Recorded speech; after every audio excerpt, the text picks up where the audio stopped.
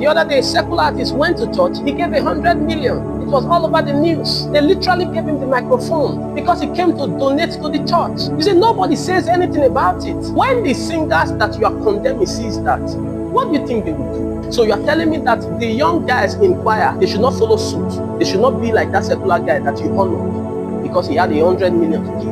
That doesn't look bad to us. When a gospel music minister begins to ask for what you are offering them up front, it means that they have lost trust in the system. The gospel songs that have been a blessing to your life, how many times have you looked for the account of the singer then without inviting them for programs and say, your song is a blessing. We thought as a church we should send this to you.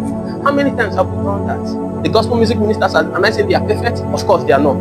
But the truth is that we cannot talk about the imperfection of the gospel music ministers and leave the imperfection of those that are on the pews and the pulpits. It is the same thing. I thought that we are managing ourselves as a people that understands ourselves. But if we are trying to push one party aside, it's not going to be the best. I tell you that a lot of Christians in this generation, including the pastors, the gospel music ministers, the members, we are serving God for our personal gain. Take out offering and tithe and let's see how many preachers will still preach. So when we are ready to talk about these things, we should be ready to touch it all around. It's not enough to condemn a thing. But before you condemn a thing, have you checked yourself? Are you worthy to talk about some things? Jesus said, the princes of this world cometh and he finds nothing in me. The people that are condemning these gospel music ministers, it's all right that we do. The only times when we have debates and contention is with matters that have to do with finance.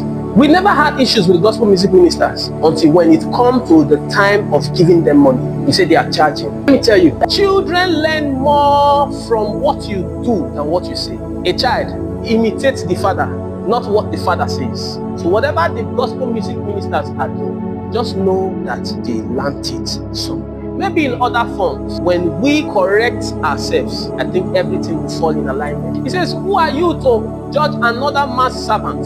The music minister is a servant of the Most High God. Leave them. There are pastors that are doing all kinds of things. There are pastors that have been selling spiritual materials from time immemorial. We are told not to judge them. We don't have right to judge preachers. Then we should leave singers alone. Let God judge them. So his master, he stands or falls. Let's see it from that perspective. Let's not amplify unnecessary things. And then not gospel singers that cannot feed, the instrumentalists that are strong. Do you think they come to tell you all the problems that they face? People have hidden pains.